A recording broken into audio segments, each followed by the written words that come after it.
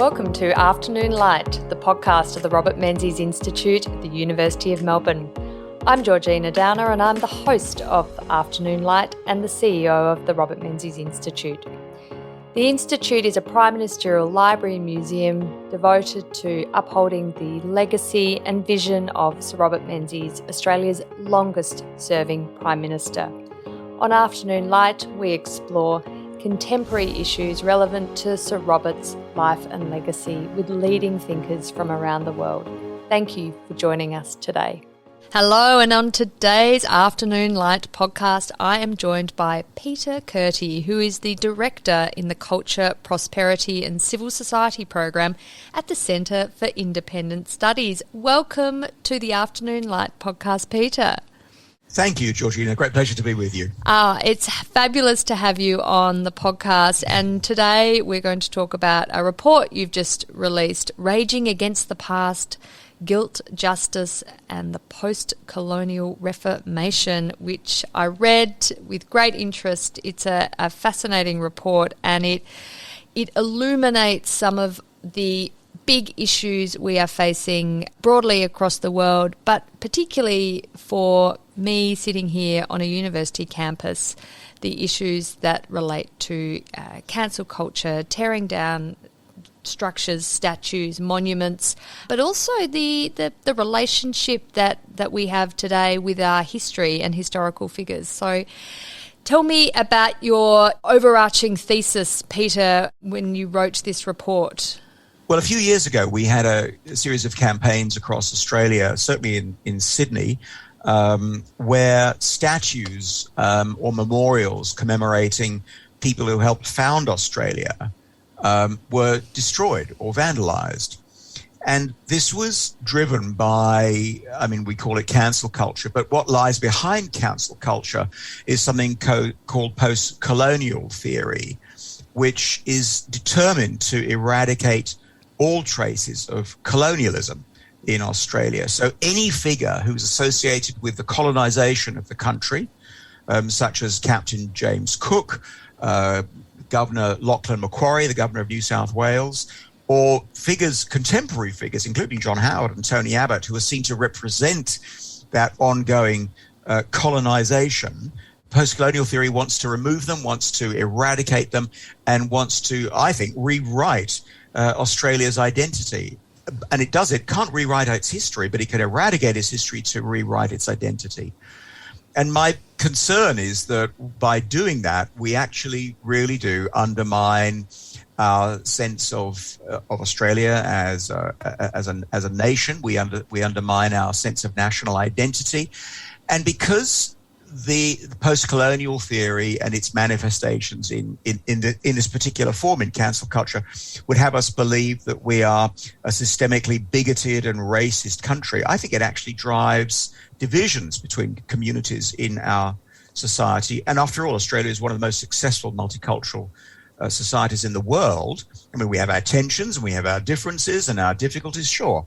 But we are a very harmonious society. And I think that one of the dangers of post-colonial theory and this determination to tear down, to erase, to eradicate, to rewrite, is that it sows seeds of division amongst us, which I think in the long term are very harmful. Indeed. A united society, even if we don't all agree on how we were founded and how we should be run, but a generally united society around a common understanding of values and acceptance of values and a common understanding of our history and where we've come from is incredibly important and for social cohesion. Tell me, Peter, where did post-colonial theory come from then? It's obviously not come out of a vacuum. It didn't just start a few years ago when Australia Day started getting attacked and Captain Cook's statues started getting defaced. Where's this all come from?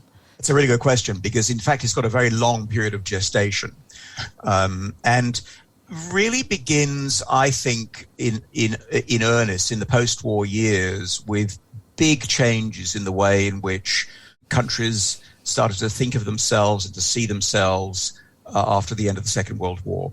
And Britain in particular went through a really significant period of of dismantling its empire, and as countries claimed independence and forged new identities of their own, so there grew this intellectual program to address the legacy of colonialism. Now, interestingly enough, I think a lot of this happened on American university campuses. That's where it started, but it has its roots in European intellectual life. But it was an attempt to deal with the consequences of colonialism. Of course, France had a colony, the Netherlands, the Dutch had an empire rather, and the British had an empire, and Australia was part of that empire. And even after federation, we remained part of the empire and then became part of the Commonwealth. So it had its.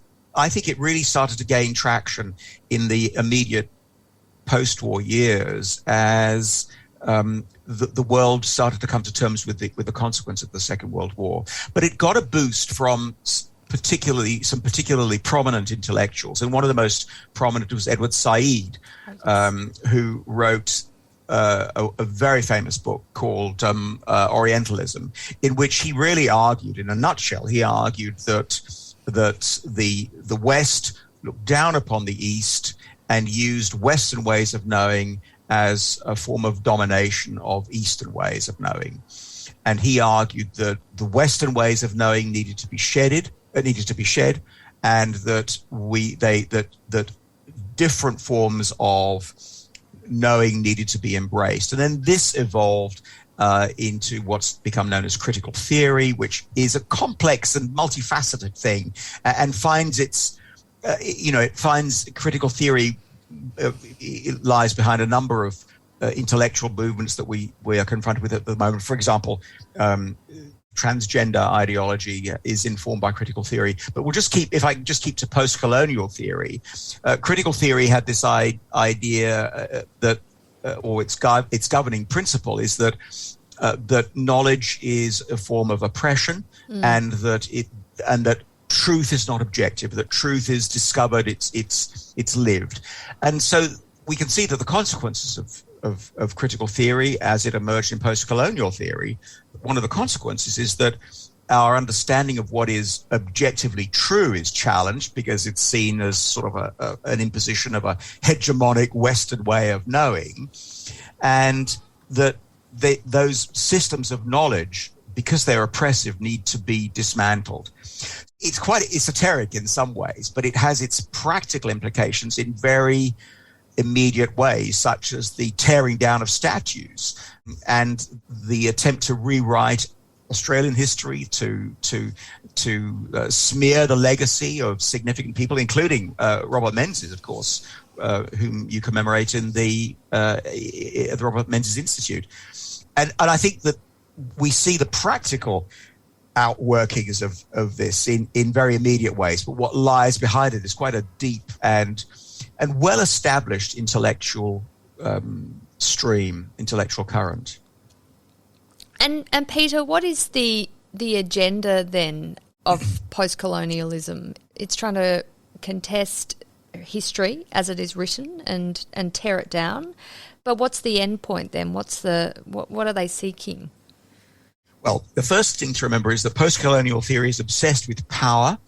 As I've said, it's obsessed with oppression, and it's obsessed with the primacy of lived experience. So it really wants to deal and emphasize the authenticity of individual experience. And as such, as I've said, it rejects an ordinary understanding of truth, because truth is arrived at not by an objective determination of knowledge, but by lived experience. So it's revisionist, and in my view, it's an impoverished form of historical inquiry. And there are two real problems that I think post-colonial theory and what I've called this post-colonial Reformation present to us. The first is that there is a burden of guilt that it imposes that can never be discharged. Today's generation of Australians will always bear a moral responsibility for deeds perpetrated in an earlier age of our history. And that particularly concerns relationships with the Indigenous people of this country. And I think that post-colonial theory would have contemporary Australians bear a moral responsibility. They bear a burden of guilt for whatever happened between the settlers, the first settlers of this country, and Indigenous communities. The second problem, in addition to the burden of guilt, is that in trying to redress those allegedly immoral actions, and I'll come back to that point about allegedly immoral actions, but in order to, in attempt to address those actions, it sets a standard of justice which I argue it's impossible for Australians to attain. It sets a utopian ideal that we can never attain, and so we are always striving for something, for a goal that we can never reach. Now, I'll come back to that point, if I may, about alleged immoral actions, because I do not deny, and nobody really denies, that history does confront contemporary Australians with events and actions that need to be considered and addressed. There are injustices that were perpetrated in the past. We need to address those. The ongoing plight of Indigenous people in remote communities, for example, is something that we do still need to be very aware of and alert to and attentive to. But those are situations that arise from our history that confront us today, and we need to be concerned with those today. It's not about whitewashing the past. It's not about saying, well, everything in the past was perfect. It's about recognizing that there were issues in the past. There were bad things done in the past. The responsibility that we have today as contemporary Australians is to ensure that we strive for the most just society that we can achieve, the most just society that we can forge and build, without trying to attain this unobtainable standard that is beyond our reach. Yeah, it's an extraordinary claim to be seeking a sort of perfect society that discounts the truths of history. I wanted to understand too, Peter, when you look at history, we're relying so much on books, but, we can look at monuments and buildings and, artefacts to understand how people lived, what they thought. But how do post-colonialists, when these sort of the lived experience is so important, how do they derive insights when the people they're writing and talking about aren't alive? I mean, tell me. So you can't rely on the history books that have been written by people who you don't agree with, and you can't rely on the artefacts that have been created by people who you don't agree with. So who do you go to then for your insights? Or is it just about looking back at what's happened and just applying your sort of 21st century values to a 19th, 18th century situation?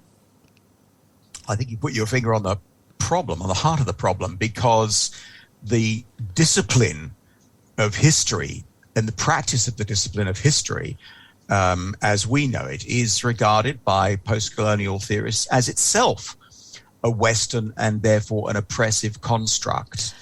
Right. And the discipline of history itself gets called into question. A few days ago, I had a conversation in a webinar with the British jurist and historian Jonathan Sumption, and we talked about this business of judging the past, of trying to rewrite history. And Sumption made the point that our history is the history that we've got, and that if we do not attend to the records that we have, if we do not take seriously the legacy that we have and attempt to rewrite and reinterpret and reinvent, will actually undermine everything that we stand for.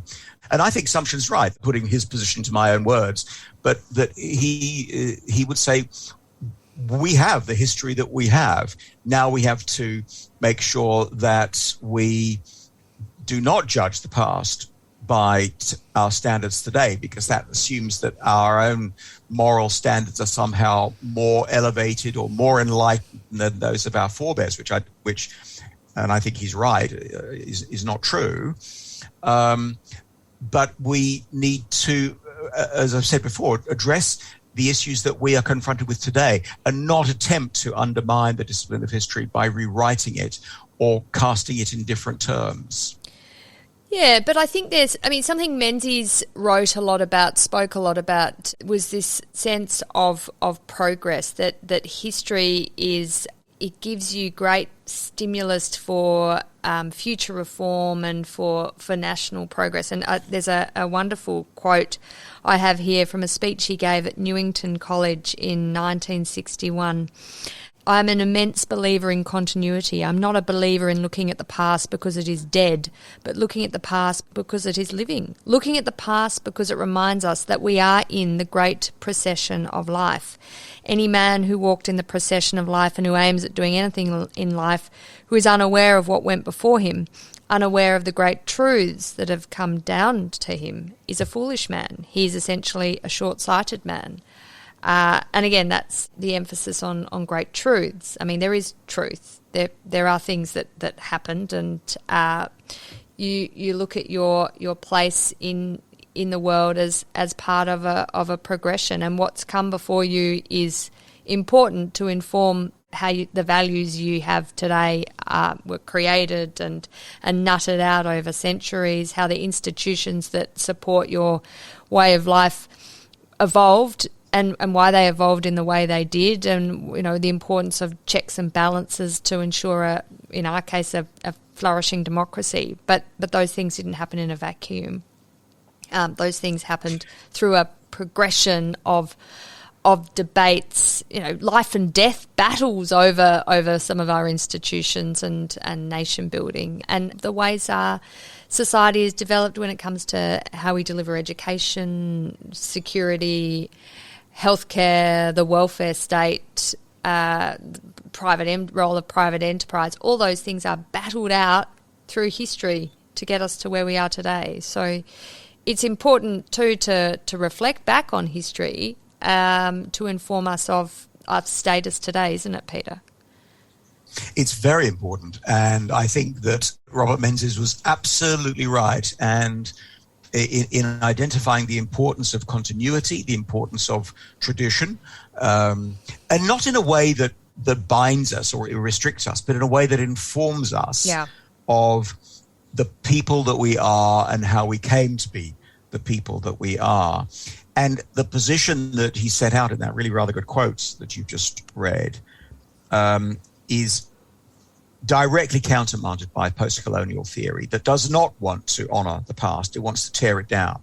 It does not want to learn from history, but rather to rewrite history, because it considers so much of what's happened in the past immoral and therefore worthless. And I think a properly conservative approach to history and to the development of a society is to honour those who've gone before, to learn from them, to learn from their mistakes, and to see how the sense of national identity, the sense of social identity and community identity is something that is forged over time, to which we contribute as have our forebears, and as will those who come after us, which is very much an Edmund Burke idea about a continuity between the past, the present, and the future. Post-colonial theory wants to tear that down and judges the past as wholly immoral. Actions in the past are wholly immoral, and therefore need to be dismantled. They would say, we can't talk about truth. We can't make claims about the past that are based on oppressive, hegemonic ways of knowing. We have to honor lived experience. We have to honor those whose voices are not heard. You can see where that leads. It subverts almost every principle, every norm of Western society, of Western civilization that we stand for. And that's the danger. It's not saying that people in the past never did anything bad. It's not saying that at all. It's what it is, what those who need to resist colonial theory should understand is that we have to learn from mistakes in the past and ensure that either they are corrected or they are not repeated, but that we learn from them.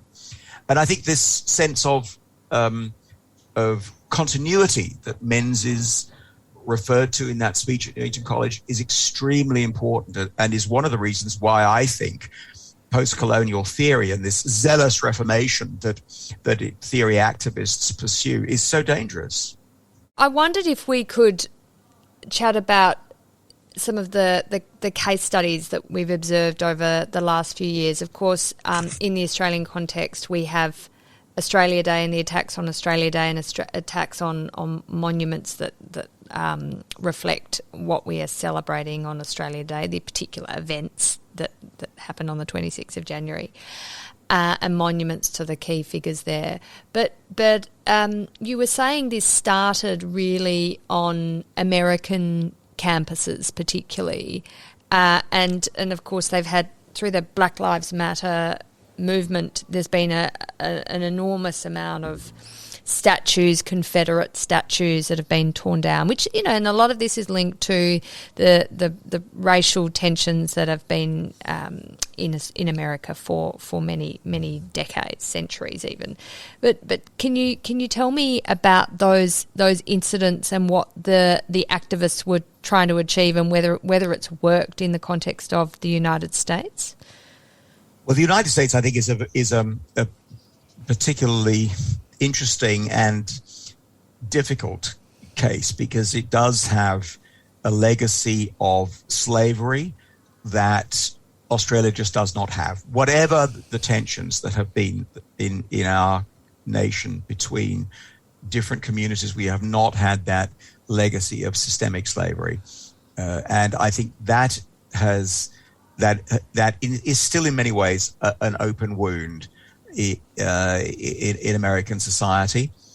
But I think that slavery does not now exist in the United States, and I think one of the problems with campaigners in the Black Lives Matter movement, for example, one of the problems in the campaign is that they would have today's generation continue to bear guilt for the actions of those who endorsed or made use of the slave trade.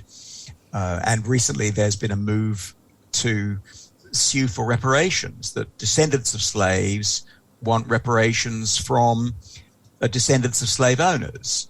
And that, in some ways, while it's understandable in one way, but in another sense, it's quite absurd, because you have reparations to address a wrong that has been perpetrated now. There is no sense in which the descendants of slaves can be recompensed for the actions of descendants of owners, because no wrong has been done by the descendants of owners to the descendants of slaves. No, but it has a moral force that can be quite compelling. But when we stop to think about what's actually involved here, it shows that it doesn't just corrupt our sense of what an immoral action really is. I think it corrupts our sense of justice, which is why I say that one of the things that post-colonial theory advocates is this unattainable sense of justice. You can never discharge the burden of guilt, and the standard of justice that they seek to attain is unattainable. It can never be attained. And I think the example of reparations, this campaign, I don't know where it'll go, but this campaign of reparations in the US is an example of that. But slavery is the stain that has also marked these debates in Britain as well. Yes. And there have been some prominent cases. There was Edward Colston, who was a benefactor of Bristol, but who made money out of the slave trade. And to Jesus College, Cambridge, there's a memorial to Tobias Rustat, who was a generous benefactor of the college, but who made money from the slave trade. And there have been concerted campaigns. In the case of Colston, the campaign was successful to tear down the statue, and the jury that heard the trial of those who tore down the statue acquitted the so-called Colston Four, so they walked free. The Rustat campaigners have not been quite so successful. They're the church court that had to hear this case ruled that the memorial needed to stay in the chapel, but there are now moves to appeal that.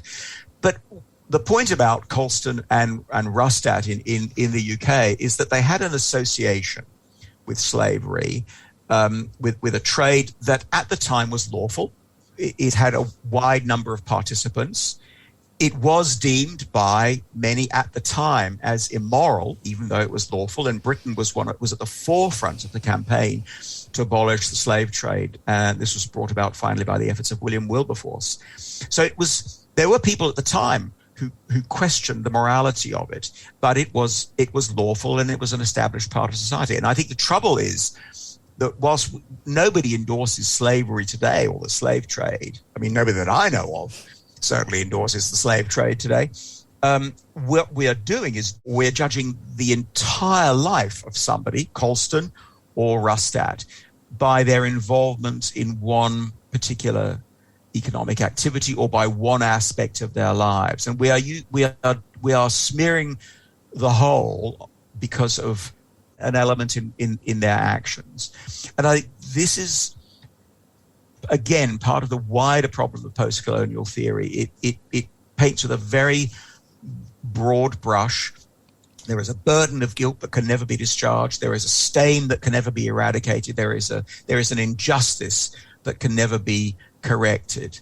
And what we're doing effectively is saying that our standards today are the best, they're the right ones, they are the ones that need to prevail, and we will use those standards, those moral standards, to judge the actions of everybody in the past. And I think that's an ahistorical thing to do, actually, and I think that's not how the discipline of history needs to be conducted. So that's a slightly wide-ranging answer to your question, but it's manifested in the US in a particular way. It's manifested in Britain, which had an association with the slave trade.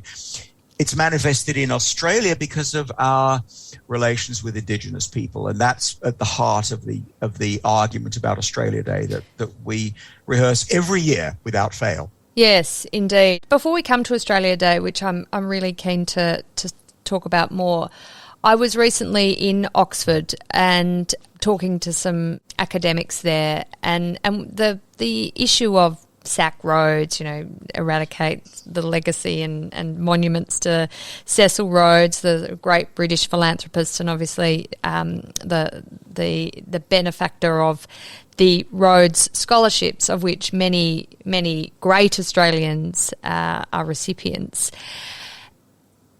It was interesting speaking to these people. They did say the vigour of the Sack Roads campaign and getting rid of these monuments to other figures like Rustat had toned down quite a bit in the last year or so, which I thought was very interesting. And there seemed to be a bit more of an acceptance that these statues should stay, because you can't pretend that these figures weren't figures of history, and what they did, that they did bad things. They did things that by 21st century standards we think are morally reprehensible. Absolutely. I mean, as you say, no one thinks the slave trade was a good thing. It's a complete abrogation of people's individual dignity and human rights. But that these figures did exist, and they in actual fact, the statues are even more important to spark a conversation about the procession of history, the progress of history, and how it has developed. So I want to hear your views, Peter, on, we keep these statues, say, of Cecil Rhodes, of Rustat in the chapel at Jesus College. But is there something else we should be adding to them to contextualise them so that we don't also brush over the difficulties of their story, of their legacy? I think in some ways, actually, the existence of the statues is part of that recollection. Yeah. It's part of that way of remembering. So, the statue of Colston, I think, is now in a museum in Bristol, which is not really quite the place where it probably ought to be, but it's there. The statue of Rhodes remains. For now, the memorial to Rustat remains. And I think it's a reminder to us that people from another generation saw the world in different ways and responded to the world around them in ways that we would not now respond today. And that seems to me to be a much more balanced approach to history. One of the critics of the anti-Rhodes campaign, the Rhodes Must Fall campaign in Oxford, or is the ethicist Nigel Biggar, and he said that the truth about the past and the duty to do justice to the past is of no interest to the activists who want to tear down Rhodes. History is merely an armory, he says, from which to draw politically useful weapons. And I think that to keep statues in place is a way of doing justice to the past and remembering that the society we live in is one that was forged by people from another generation. I mean, it's so simplistic as almost not to warrant saying, but it needs to be said. But the society we live in was formed from the actions, the decisions, the points of view, the political and economic decisions made by people in the past that we might not make today, but nonetheless, that's the history that we have. The Rustad case is an interesting one because that's just been determined by an ecclesiastical court, and it had to go to an ecclesiastical court because, you said, it's in a chapel. And the deputy chancellor who heard the case, a chap called David Hodge QC, who denied the application to remove the memorial, said that the memorial was not to his views about slavery, but to a memorial to Rustad's philanthropy. And Hodge said this, he said, from a Christian perspective, every memorial is a memorial to a sinner. And by extension, every statue is a memorial to a flawed, incomplete human being. And to remove a statue would somehow suggest that there is this, as I've said before, there's this unattainable ideal that we can attain that is actually unattainable. So I think the presence of statues, I mean, in London, Horatio Nelson sits at the top of Nelson's column in Trafalgar Square. Well, Nelson was a peculiar character in many ways. Would we tear Nelson down because of what he did? Don't give them any ideas, Peter. Don't. It's a long way up, actually. There's a lot of tearing down to get to the top of the column. Colston was a bit easier. He was right by the river, wasn't he? He was. But there is a point about statues that I would like to make, because I think sometimes statues do need to come down. And we've seen this in our own day when tyrannies are overthrown. So statues of Saddam Hussein, most famously, were torn down when his regime was toppled.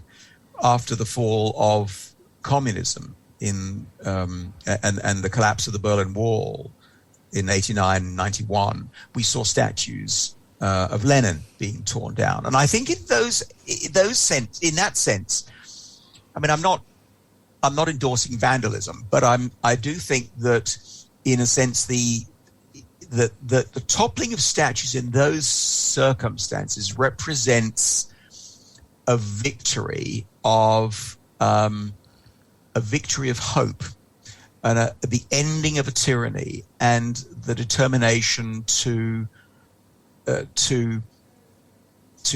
live in another era, to open a new era, and to mark the ending of the old. We don't see statues of Hitler. We don't see statues of Himmler or Goering. Germany's an interesting case, though, isn't it, Peter? Because they have sought to eradicate the Nazi legacy from German society, a sort of real denazification of German society, and there's legislation around what you can display and what you can say, which is a context, obviously, that is not familiar to Australia, and of course the absolutely appalling legacy of Hitler's Nazi Germany, and the destruction of the lives of 6 million Jewish people throughout Europe. You can absolutely understand the response in the German context to that legacy. But to play devil's advocate here, someone who has come from a family whose ancestry was affected by slavery, they look at, say, the Colston statue in Bristol or the Rustat Memorial in the chapel at Jesus College, or the statue of Cecil Rhodes at Oriel College in Oxford, and they say, you speak to me of someone who took part in the stealing of my relatives from Africa and putting them into slavery, abhorrent conditions, sexual abuse, and the like.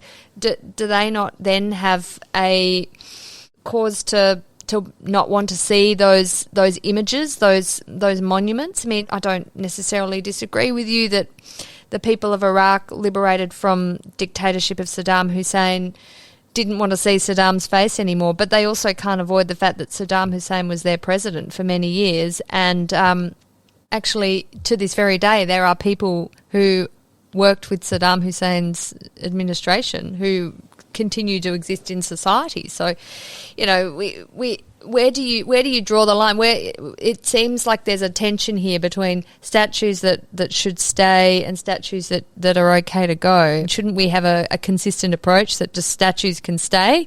All statues have to go. I mean, well, actually, I think the inconsistency is more apparent than real there. Okay.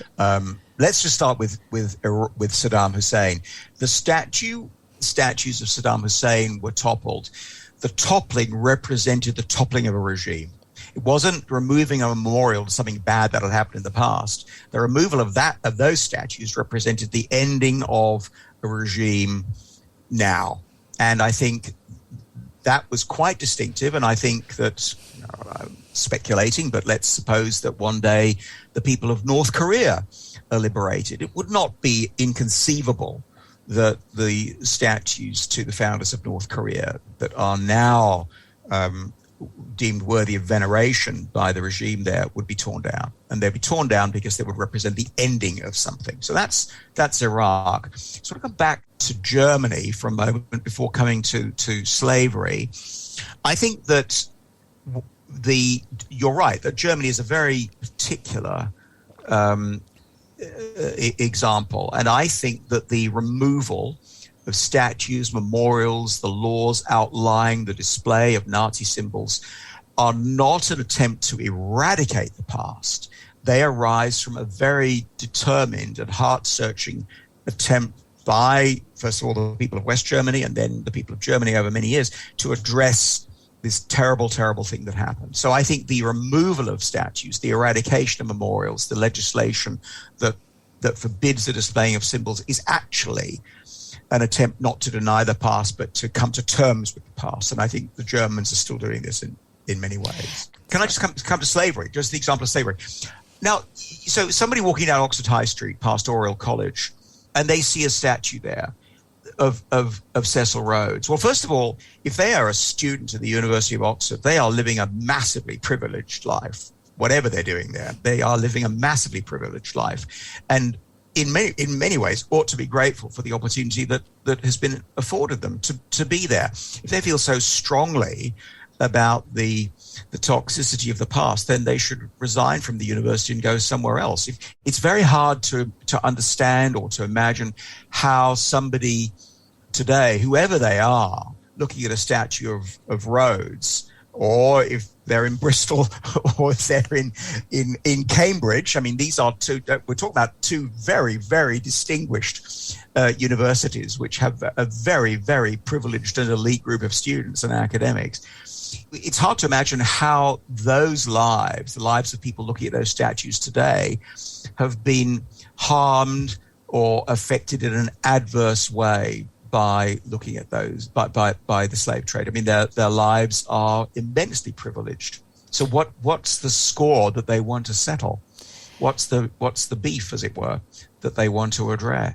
I was just trying to unpack this a bit more. So your point is that if you are tearing down statues and changing laws around what symbols can be displayed, say in the case of post World War II Germany, say in the case of Iraq post Saddam, that is okay if it is in the moment, basically. It's part of regime change or reparations for atrocities, crimes that have been committed by people who are present. But if we are talking about figures like Rhodes, who didn't stand for slavery. He was a businessman, wasn't he? And philanthropist. So the statue was erected because of his philanthropy, because of his commitment to education, to the university and to the scholarship and the opportunities that would afford all those very, very bright young people. But the monument was erected not because of his economic interests. That was part of who he was, but actually what we're looking at here is a monument to someone who gave an incredible gift, and that was centuries ago. So that can stay because he's not around now, and he's of no relevance to his descendants what he did, because they can't possibly be responsible for what someone centuries ago did, even if they happen to be related to them. So is that what divides your judgment here? I think that this is a very important point here, because you are right that I think that when we're addressing, as it were, the history of our own time, we're going to view it differently. Yeah. And we're not, and I think the perspective that we have is going to be different from the perspective we might adopt if we're trying to judge figures in 19th century Britain or 18th century Britain or 17th century Britain. But when it's our own period, our own era, we remember the fall of communism. We now, those of us who remember that, have a sense of what's going on in Ukraine now. We have a sense of something resurgent that we've thought, hoped, believed, prayed had been addressed 30 years ago, and now it's back with a vengeance. So these are things very much of our own time, and I think that when we are addressing the history of our own time, we can take a particular stand on the way in which we commemorate and memorialize that history. I think the Second World War and the history of Nazi Germany is actually really interesting, because as people who were involved with the war are dying. I mean, somebody who was born in 1940 at the beginning of the war, for example, is now 82. So people who fought in the war are dying. Those who were caught up in the horror of the Holocaust are dying. And we see around the world the strenuous efforts on the part of, and worthy efforts on the part of the Jewish community to keep the memory of the Holocaust alive and to teach successive generations who know nothing really about it, whose lives were not touched in any way by the Holocaust, to keep that memory alive. But it's becoming that challenge is changing, because that period of history is receding from us. Yeah. And those who knew it are gradually dying out and are no longer with us. Those things that happen in our own age, in our own time, and I suppose the war in Iraq is perhaps one of the more vivid examples. That's something that's very different for us, because it's part of our lived experience and we remember it. And I think I don't think there are any hard and fast rules here. I think it just shows that history is a discipline that needs to be exercised with great care and with as much commitment, not just to the truth, but a commitment to honest inquiry as possible. And that what post-colonial theory does is seek to daub the discipline of history with an ideological whitewash that actually undermines the task of history and turns it into, as Nigel Bigger, whom I quoted a moment ago, said, turns it into a political armory rather than as a pursuit of truth and ultimately a pursuit of justice. Yeah, and I thought if we could just finish up on a discussion of Australia Day, because that has become an annual political fight over whether we should have Australia Day on the 26th of January and whether we should rename it, whether we should change our day of national celebration to a different day that is more inclusive of our Indigenous forebears. how did this all begin, and where do you see it? Where do you see the Australia Day debate going, Peter? I see the Australia Day debate going on and on and on, and we will have it every year as regularly as we have Christmas and Easter. Yeah. I think that polling shows consistently that Australians, and remember that something like only one in four Australians are born in Australia. We have a huge number of people from overseas who have either come from overseas or are descended from people who came from overseas. So whoever they are, polling shows consistently the overwhelming majority of Australians are in favour of Australia Day because they see it as celebrating something that they think is good. And certainly people who have come from much less liberal societies than our own can give great thanks for the freedom that they enjoy in this country and the opportunities that they have for their kids and for their families. So polling shows that Australia Day is as popular as ever, but the determination to change the day and rename it Invasion Day or to get it off the date of the 26th of January is driven by a small number of determined activists who do, in my view, manage to seize a lot of the attention and generate this debate every year. It was a polling in 2017, for example, that showed that 54% of people, which is not necessarily a huge majority, but it is a majority of people, were not in favour of changing the date, and only 26% did favour. That was 2017 polling. The other thing I would say is that when can we find another date? The date of federation? Well, that's the 1st of January. Well, you don't want to. We already got a public holiday then. Exactly. And I say this as a migrant to this country, but I've lived here long enough to know that you don't want to come between Australians, and I'm an Australian citizen, you don't want to come between Australians and a public holiday. No, you don't. And Australia Day, where it falls at the moment, marks in a sort of a ritualistic sense the end of summer. It's when people get back to work, and it's the end of the long summer break. And I think for people who see it as a negative thing, it will always just be bad. For those who rejoice in Australia and in all that it is, and not its colonial legacy, but the country that it is today, and the freedoms that we enjoy today, and the prosperity that we enjoy today. For people for whom those things are important, they would simply say, this is what we are celebrating on the day. And there are a lot of Indigenous commentators themselves who are in favour. My colleague Warren Mundine of the CIS is somebody who's not in favour of eradicating Australia Day. It's something that's seen as a particular, in my view, it's seen as a way, it's a stick with which to beat this country. And I think that Australians actually don't like that, because most of us have a very good sense of how good life here is here in this country, and that the annual attempt to overturn Australia Day has become part of our ongoing tussle with working out who we are as a country, and what we represent as a society. I think it'll be with us for a long time. I don't think it will change, and I think most of us see that there is actually much to celebrate, and that Australia Day is one of those days in the year, along with Anzac Day in a different way.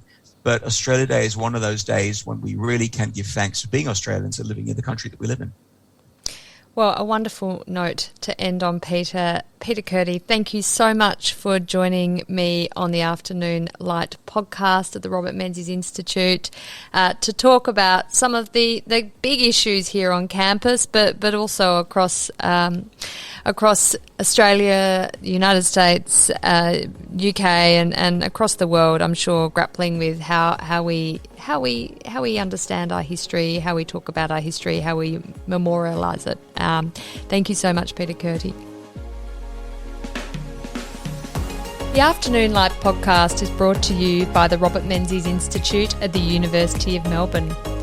You can find more about the Institute and our podcast at robertmenziesinstitute.org.au. We're also on Twitter, on Facebook and LinkedIn. We look forward to you joining our show next week. Thank you.